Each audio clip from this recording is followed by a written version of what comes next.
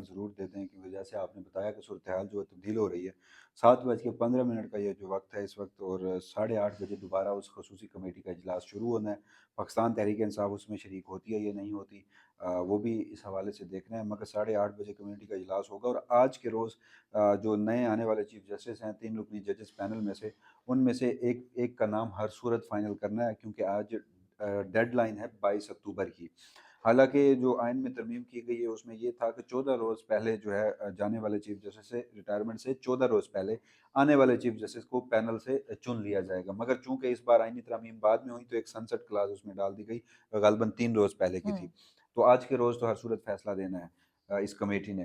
तो अब तक की जो सूरत-ए-हाल है, मुझे ये लगता है, जो मेरी इत्तलात हैं, जो मेरा तज्ज़िया है कि चीफ़ जस्टिस कौन होगा सुप्रीम कोर्ट का और आइनी बेंच का सरबराह कौन होगा, ये प्री डिसाइडेड चीज़ें हैं। इन आइनी तरमीम से पहले भी डिसाइड हो चुकी होंगी। जहाँ-जहाँ चाहे मौलाना फज़ल रहमान हो, पाकिस्तान पीपल्स पार्टी हो, मुस्लिम लीग नून हो, आप देख रहे थे इनकी दिन में मुतअद्दिद मरतबा मुलाकातें हो रही थी। तो वो मुलाकातें सिर्फ़ इस मुद्दे पर नहीं हो रही थी कि आप वोट दे दें या वोट ना दें।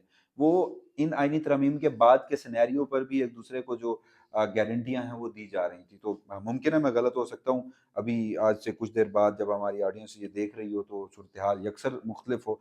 मगर जस्टिस मंसूर अली शाह का चीफ जस्टिस पाकिस्तान बनने का कभी इम्कान है हाल तो कि वो उस तरह पावरफुल नहीं होंगे जो एक माजी का चीफ जस्टिस कोई भी होता। आज से गालिबन 29 चीफ जस्टिस अब तक गुजर चुके हैं, ये 30वें चीफ जस्टिस होंगे। लेकिन अब जो दूसरा आइनी अदालत का सरबराह है वो गालिबन जस्टिस याह्या अफरीदी के नाम का कूड़ा उस सारे मामले पे निकलेगा। तो जो इख्तियारात होंगे वो उस बेंच के पास होंगे, उन जजेस के पास होंगे, उस प्रिजाइडिंग जज के पास होंगे, जो आइनी अदालत के लिए मुकर्रर किए जाएँगे, जुडिशल कमीशन ऑफ पाकिस्तान से चुने जाएँगे। मगर चीफ जस्टिस पाकिस्तान जो हैं वो ग़ालिबन मुझे ये लगता है कि जस्टिस मंसूर अली शाह हो सकते हैं। मरीम नवाज़ साहिबा ये बताइएगा कि अगर चीफ जस्टिस जो है वो ये कहा जा रहा है कि जो है शाह साहब होंगे। अगर जस्टिस याह्या अफरीदी साहब का नाम आ जाता है और वो बैक पे चले जाते हैं या वो कहते हैं जी मैंने नहीं बनना, तो फिर उसके बाद की क्या सूरत-ए-हाल बनेगी? क्या चौथे नंबर वाला जज आएगा या पहले नंबर वाला होगा या दूसरे नंबर वाला होगा? देखिए, जो 26वीं आईनी तरमीम अब हो चुकी, उस तरमीम के मुताबिक अब जो chief justice 3 senior most chief justices में से किसी एक का नाम चुना जाएगा। मिसाल के तौर पर वैसे तो खबर है जस्टिस मंसूर अली शाह ही होंगे, लेकिन मिसाल के तौर पर अगर जस्टिस याह्या अफरीदी का नाम आता है और जस्टिस याह्या अफरीदी इनकार कर देते हैं, तो उसके लिए भी आइन में जगह छोड़ी गई है। आइन में ये दर्ज है कि अगर एक चीफ जस्टिस इनकार कर दे, तो जो बकिया दोनों हैं पहले, उन दोनों के ऊपर गौर किया जाएगा। अगर वो बकिया दोनों में से भी कोई बनने से इनकार कर देता है, यानी आपने पहले जो सीनियर मोस्ट तीनों जजेस हैं, उनके नाम एग्ज़ॉस्ट करने होंगे। उसके बाद जब उन तीनों का इनकार आ जाए तो आप चौथे पर जाएँगे, जिससे ये साबित होता है कि शायद चौथे पर जाने की ज़रूरत पड़ेगी ही नहीं। जल्दबाज़ी में है, ये जिस भी तरह से किया गया है, लेकिन अब ये 26वीं आईनी तरमीम का हिस्सा है कि जस्टिस याह्या अफरीदी को अगर बनाया जाता और वो इनकार कर देते, तो उसके बाद आपको दोबारा जस्टिस मंसूर अली शाह और जस्टिस मुनीब अख्तर, जिनको आपने ऑलरेडी रिजेक्ट कर उनके नाम पर गए, उन दोनों से ही दोबारा ये इल्तमास करनी पड़ती कि आप में से कोई एक आ जाए। तो अभी मौजूदा सूरत-ए-हाल में ज़ाहिर है कि अगर हुकूमत को अपने लिए कम खतरा देखना पड़ता तो वो जस्टिस याह्या के बाद दोबारा जस्टिस मंसूर अली शाह पर ही जाते, क्योंकि जो पूरी 26वीं आईनी तरमीम की गई है वो जस्टिस मुनीब अख्तर के खौफ और डर की वजह ही से की गई है कि मुस्तकबिल में उनको चीफ जस्टिस बनने से रोका जा सके, क्योंकि उन्होंने जस्टिस एजाज और जस्टिस मज़ाहिर नकवी की तरह इस्तीफ़ा नहीं दिया, वो अपने ओहदे से चले नहीं गए। तो अब ये जो पूरा डिज़ाइन है, इस डिज़ाइन में जो 26वीं आईनी तरमीम जिस तरीके से की गई है, उसके जो अल्फ़ाज़ जिस तरह से इस्तेमाल किए गए हैं, उनका मतलब यही बनता है कि जस्टिस मुनीब अख्तर और जस्टिस मंसूर अली शाह ही की तरफ वापस आना होगा उस कमेटी को, खसूसी कमेटी को जो जजेस चुनने के लिए मुख्तस की गई है। सीम भाई ये बताइएगा कि अगर ये जो है आईनी अदालत का जो सरबराह होगा या आईनी बेंच का जो सरबराह होगा वो जस्टिस याह्या अफरीदी होते हैं और चीफ जस्टिस ऑफ पाकिस्तान जो है जस्टिस मंसूर अली शाह साहब होते हैं, तो यहाँ पे जो है वो आईनी तौर पे क्लैश नहीं आएगा? काफ़ी सारी चीज़ों में आप क्या समझते हैं, क्लैश नहीं आएगा कि यहाँ से कुछ फैसला होता है, आगे जाके वो कुछ और हो जाता है? तो देखिए, उसमें ना जो आइन में सारे मामले में लिखा गया है, सुप्रीम कोर्ट ऑफ पाकिस्तान की जो जुरिसडिक्शंस थी उन्हें पूरा का पूरा तब्दील कर दिया गया। सो मोटो का अख्तियार ले लिया गया, आइनी इवन कि आइनी बेंच से भी ले लिया गया वो अख्तियार तो। और जो मुकम्मल इंसाफ का अख्तियार था वो वापस ले लिया गया। अब ये जो आइनी बेंचेज़ हैं ना, ये बाकी मुकदमात भी सुनेंगे आम रूटीन में, अगर मेरा ख़्याल है कि आइनी केसेज़ उस हद तक ज़्यादा नहीं होते तो ये रूटीन मैटर्स भी सुनेंगे, मगर ये बाउंड होंगे कि अगर कोई आइनी मामला आएगा 184(3) की अपील आएगी, 185 हाई कोर्ट की जो एपलेट जुरिसडिक्शन में सुप्रीम कोर्ट में अपील आती है और वो मामला हाई कोर्ट में आईनी होता है। जिस तरह सुप्रीम कोर्ट में आईनी बेंचेस हैं, वहीं प्रैक्टिकली हाई कोर्ट्स में भी आईनी बेंचेस बनने हैं। तो फिर वहाँ का जो मामला है, कोई रिट चैलेंज होती है यहाँ पे, और उसके बाद कोई सदर मुमलिकत एडवाइजरी जुरिसडिक्शन के तहत कोई सवालात भेजता है सुप्रीम कोर्ट ऑफ पाकिस्तान को। तो ये जो तमाम मामलात थे जहाँ पर आइन की तशरीह होगी, वो फिर आइनी बेंच सुनेगा। वो फिर अगर उसमें जस्टिस मंसूर अली शाह, जस्टिस मुनीब अख्तर नहीं होते, तो वो मुकदमात सुनेंगे ही नहीं। उसमें क्लैश एक हद तक ये आ सकता है कि मुतअद्दिद मुकदमात ऐसे होते हैं, बल्कि अगर हम रफली आइडिया लगाएं, जब हम अमूमी नोयत में सुप्रीम कोर्ट में जा रहे होते हैं, तो गालिबन 70 से 80%, अगर मैं गलत हूँ तो मरियम मुझे दुरुस्त करेंगी, 70 से 80% ऐसे होते हैं मुकदमात जो आईनी उसमें नोयत के आईन होते हैं। नोयत भी होती है और दूसरा मामला भी होता है। तो अब तक तो कोई बाइंडिंग नहीं थी कि वो तो कोई भी जज सुन सकता था, वो आइन इंटरप्रिटेशन भी कर सकता था उस मामले में। अब एक ऐसा मुकदमा आता है जिसमें दोनों चीजें हैं, आईनी मामला भी है और दूसरा मामला भी है। तो फिर क्या पहले वो आईनी मामला, ये अच्छा, ये तय कौन करेगा? और फिर ये जब तय होगा तो फिर वो आईनी मामला अलग सुना जाएगा और उसका जो बकिया मामला है वो अलग सुना जाएगा, या फिर आप आईनी मामला होते हुए आप सिर्फ आईनी बेंच के पास भेज देते हैं, तो उनके पास बर्डन जो है वो मजीद केसेस का इतना बढ़ जाएगा कि बाकी सुप्रीम कोर्ट ऑफ पाकिस्तान चंद नोयत के मुकदमा सुन रही होगी। तो इसमें खासे लूप होल छोड़े गए हैं। लेकिन देखना यही है कि अब जस्टिस याहिया अफरीदी अगर बनते हैं, क्योंकि justice Yahya Afridi chief justice Pakistan, मुख्तलिफ लोग कहते हैं वो जस्टिस मंसूर अली शाह के एहतराम में उनसे जूनियर हैं, उनसे एक बड़ा उनका ताल्लुक है, ज़माना वकालत से उनका ताल्लुक है, तो वो शायद उस एहतराम में चीफ जस्टिस नहीं बनेंगे। लेकिन उससे एक बड़ी वजह है, वो वजह यही है कि जस्टिस याहिया अफरीदी ने गालिबन 2030 या 31 में रिटायर होना है, और अगर अब वो चीफ जस्टिस पाकिस्तान बन जाते हैं तो वो 3 साल बाद रिटायर हो जाएंगे, वो 2027 में रिटायर हो जाएंगे। तो वो क्यों चाहेंगे कि वो चीफ जस्टिस बने और अपना 3 से 4 साल का जो टेन्योर है उनका बतौर चीफ जस्टिस सुप्रीम कोर्ट के जज के, वो खत्म हो? अगर जस्टिस याहिया अफरीदी इस बार इनकार कर देते हैं, वो नहीं बनते, अगर उनका नाम आता है, तो वो तो अगली मरतबा जब जस्टिस मुनीब अख्तर और जस्टिस याहिया अफरीदी और जो तीसरे नंबर के उस वक्त जज होंगे, जो भी उस वक्त सीनियोरिटी बनेगी, तो उसमें भी वो पैनल में होंगे। अगर वो तब भी इनकार करते हैं, तो जस्टिस मुनीब अख्तर की रिटायरमेंट के बाद भी जस्टिस याहिया अफरीदी होंगे पैनल में, मोस्ट 3 सीनियर जजेस में से।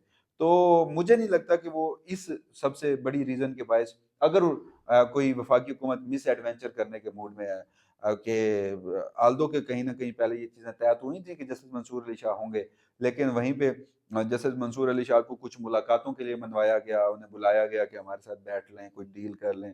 जब उन्होंने कैटेगोरिकली उस चीज़ से इनकार किया, और उसके बाद जब उन्होंने आखिरी मखसूस नशिस्तों के फैसले वाली वजाहत जो है वो आईनी तरमीम से गालिबन एक रोज़ कबल जुम्मे के रोज़ जारी की थी, तो उसके बाद से उनके मामलात, मतलब कुछ सर्कल्स ऐसे हैं जो नहीं चाहते कि बनाया जाए, बल्कि वो बदला लेना चाहते हैं कि अगर आपने हमसे बात नहीं की और आखिरी लम्हे तक आप अपने फैसले के खिलाफ खड़े रहे, तो वो बाकी जजेस के लिए सबक है कि अगर आप हमें सताएंगे तो फिर रक्षा चलाएंगे।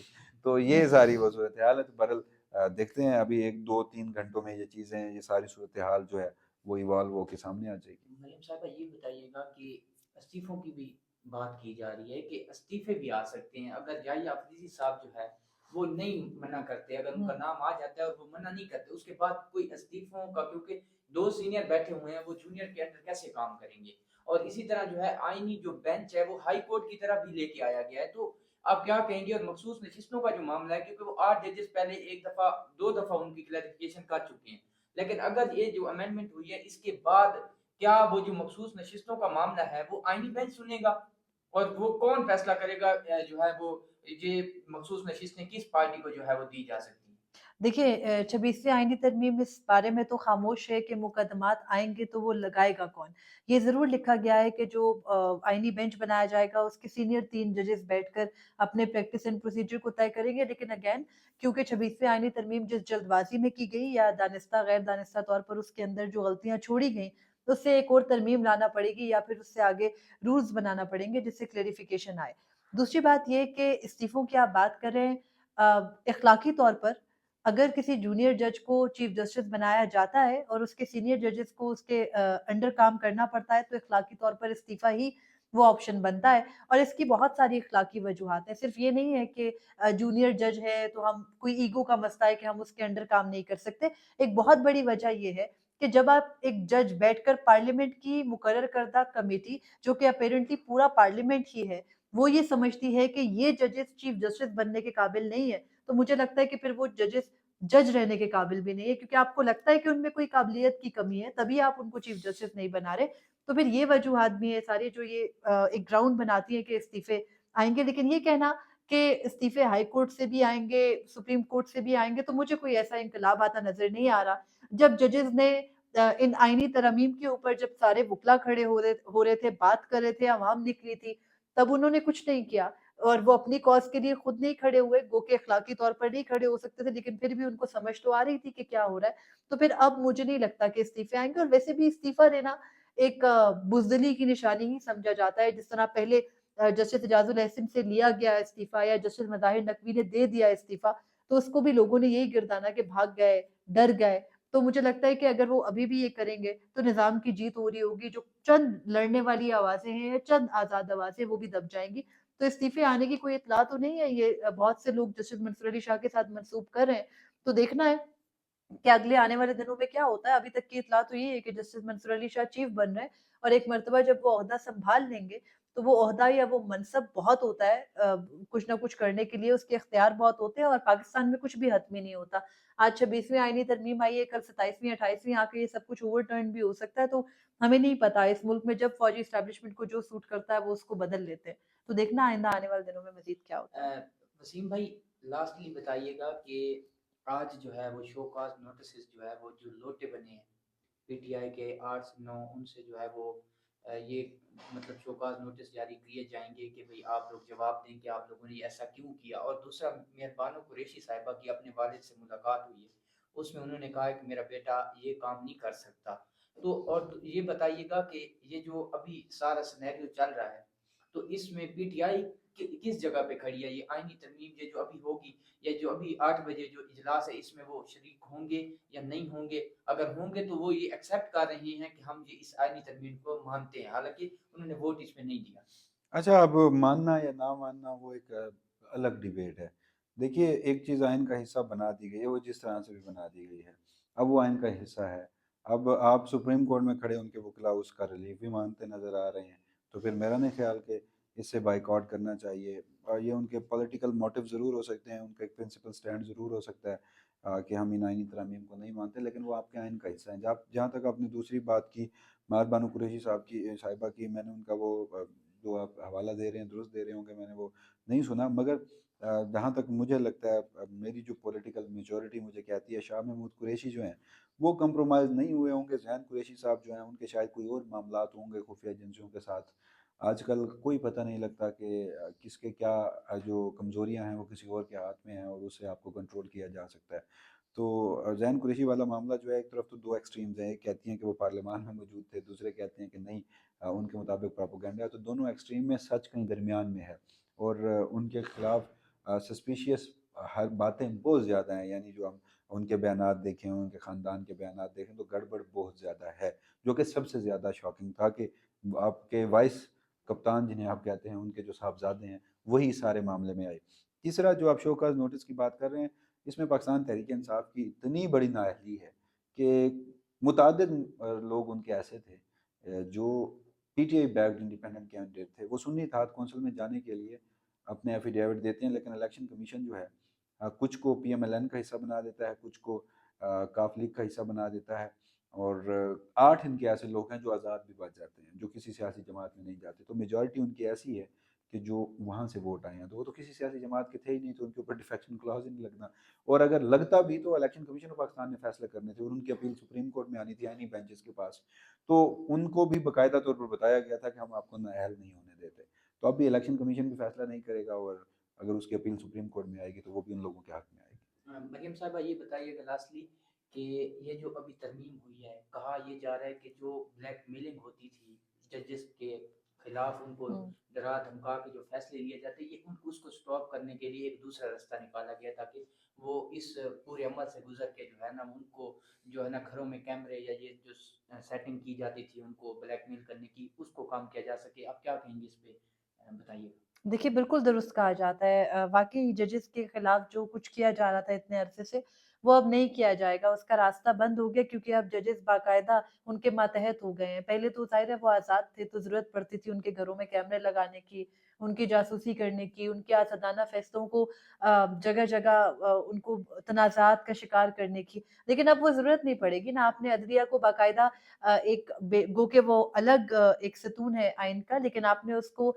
मातहत कर दिया सियासतदानों के मातहत कर दिया पार्लियामेंट के, और उस पार्लियामेंट के जिसको बाकायदा फ़ौजी एस्टेब्लिशमेंट गो के वो भी उसके मातहत ही है, लेकिन फ़ौजी एस्टेब्लिशमेंट या हमारे जो इदारे हैं, खुफिया एजेंसियाँ, वो कंट्रोल करती हैं, और आपने बराह रास्त जब जजेस को उसी के नीचे कर दिया है, तो क्या फ़र्क पड़ता है? अब वो ज़ाहिर है उनको कोई तंग नहीं करेगा क्योंकि वो तो वो फ़ैसले कर ही नहीं पाएँगे ना जो इससे पहले वो कर रहे थे। आप अपनी मर्ज़ी के जज मुकर्रर करेंगे बेंच के अंदर, आप अपनी मर्ज़ी के केसेस के अंदर, क्योंकि मौजूदा वक़्त में जब आईनी मुकदमात आते हैं, तो वो मुकदमात बिलख़ुसूस हुकूमत के खिलाफ आते हैं।